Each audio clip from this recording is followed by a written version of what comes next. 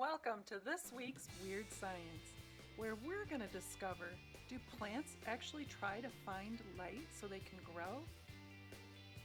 Check us out. So for this week's Weird Science, you'll need 2 glass jars, paper towels, and some seeds. I chose beans. Rinse out each of the jars to kind of get them ready and moist inside. Dump out the extra water. Rip off a piece of paper towel and kind of fold it to about the height of the jar. Tuck it on inside of the jar. Might have to do a little bit of wiggling to get it on in there. And it should be spread out so it's touching the sides of the jar. Continue with the second jar, doing the same process. Take 2 beans and slide them on into the sides of the jar. Do that on both jars and add a little bit of water. It should only take a little bit and the paper towel will soak it up immediately.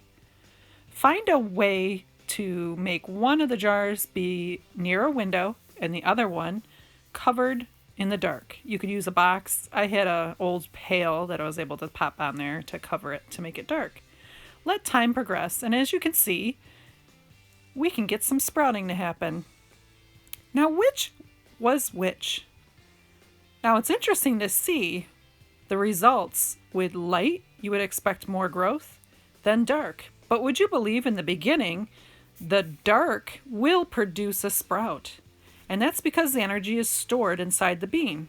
However, after time, the leaf without any light will start to get wrinkled, as you see there. Here are some books to help you further discover at the Manlius Library. Be sure to check them out. I like Pretty Tricky, and that's explaining about how plants find light.